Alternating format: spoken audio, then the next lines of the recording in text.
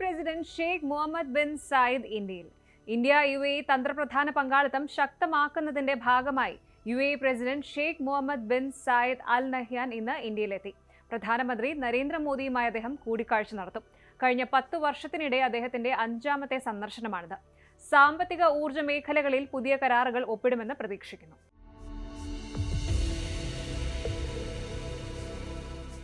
ലോകത്തെ ഏറ്റവും സുരക്ഷിത നഗരമായി വീണ്ടും അബുദാബി. നംബിയോ സേഫ്റ്റി ഇൻഡെക്സ് പ്രകാരം ലോകത്തെ ഏറ്റവും സുരക്ഷിത നഗരമായി തുടർച്ചയായ 10ാം വർഷവും അബുദാബി തിരഞ്ഞെടുക്കപ്പെട്ടു. 300-ലധികം നഗരങ്ങളെ പിന്തള്ളിയാണ് അബുദാബി ഈ നേട്ടം സ്വന്തമാക്കിയത്.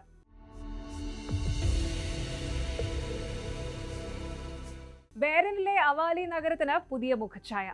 ബഹ്റൈനിലെ ചരിത്ര നഗരമായ അവാലിയുടെ നവീകരണത്തിനായുള്ള വികസന മാസ്റ്റർ പ്ലാനിന് ഹമദ് രാജാവ് അംഗീകാരം നൽകി.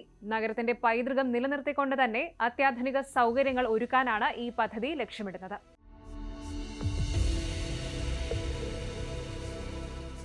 സൗദി ധാക്കർ റാലിയിൽ നാസർ അൽ അത്തിയയ്ക്ക് 6ാം കിരീടം. സൗദി അറേബ്യയിൽ നടന്ന ലോകത്തിലെ ഏറ്റവും കഠിനമായ ഓഫ് റോഡ് മോട്ടോർ സ്പോർട്സ് മാമാങ്കമായ സൗദി ധാക്കർ റാലി 2026 സമാപിച്ചു. കാർ വിഭാഗത്തിൽ ഖത്തർ താരം നാസർ അൽ അത്തിയ 6ാം തവണയും കിരീടം ചൂടി.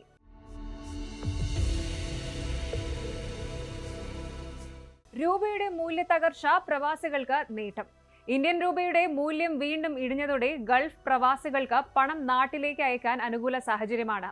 UAE ദിർഹത്തിന് 25 രൂപ എന്ന നിരക്കിലേക്ക് വിനിമയ നിരക്ക് ഉടൻ എത്തിയേക്കുമെന്ന് റിപ്പോർട്ടുകൾ സൂചിപ്പിക്കുന്നു. ഖത്തർ റിയാൽ, സൗദി റിയാൽ എന്നിവയുടെ നിരക്കിലും സമാനമായ വർധനവുണ്ട്.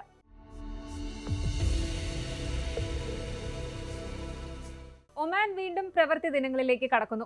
4 ദിവസത്തെ നീണ്ട അവധിക്ക് ശേഷമാണ് ഒമാൻ ഇന്ന് വീണ്ടും പ്രവൃത്തി ദിനങ്ങളിലേക്ക് കടന്നത്. സുൽത്താൻ ഹൈതം ബിൻ താരിഖിന്റെ സ്ഥാനാരോഹണ ദിനവും എസ്ര മിറാജ് ദിനവും ഒത്തുവന്നതോടെയാണ് ഒമാനിൽ തുടർച്ചയായ അവധി ലഭിച്ചത്.